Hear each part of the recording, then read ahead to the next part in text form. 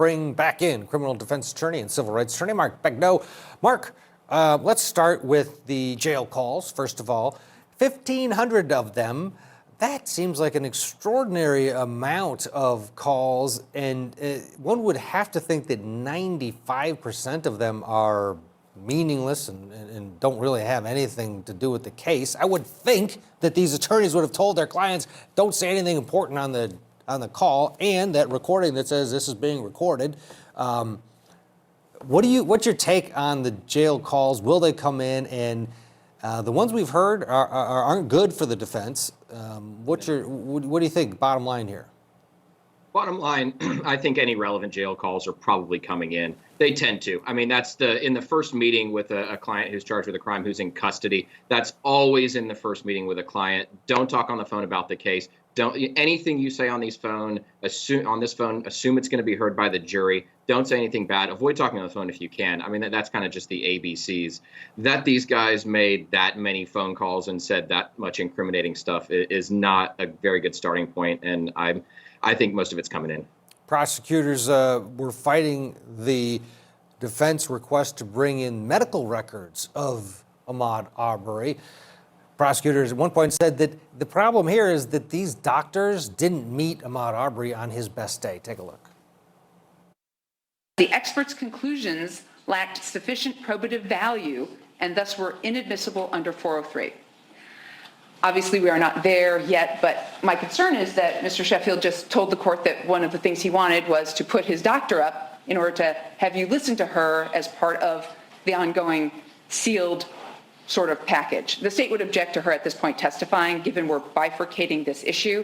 So the court, though, however, the state wishes the court to be aware that 403 analysis is an appropriate analysis to conduct, because in this case, the court said, because of the rather raggedy patchwork of sources that the person had to deal with, I will direct the court to the raggedy patchwork of sources.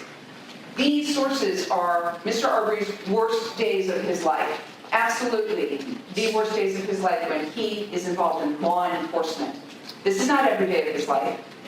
And to have their doctor come in and go, well, I looked at all this stuff and it supports a conclusion based on a 2-hour form that got filled out as a diagnosis, the state contends that's a raggedy patchwork of sources that their doctor had to work with, because their doctor never ever met Mr. Arbery and never talked to him on his best day.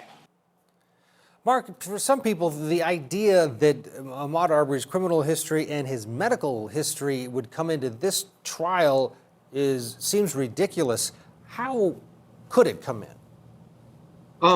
Historically, in cases where there is an argument of self-defense, where the defense is, I was acting in defense of myself or defense of others, historically, courts have allowed in some circumstances the defense to get into the past acts of the victim to prove that that person had a propensity for violence and could have been the initial aggressor.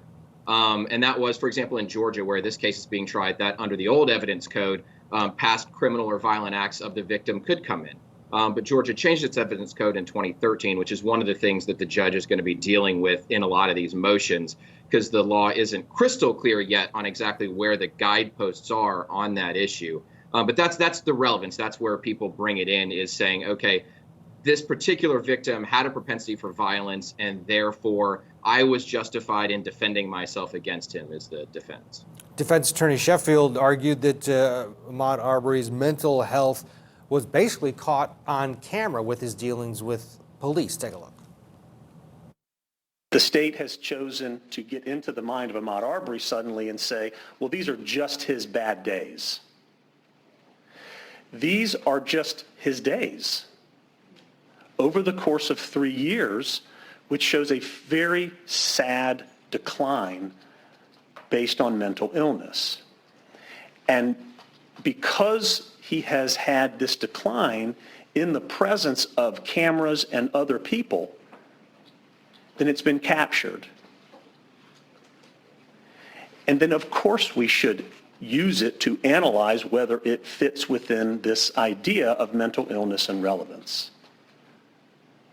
It would be error not to consider this evidence, because it comes from reliable sources, well-meaning people who are either trying to do their job or protect their community and have an interaction with Mr. Arbery.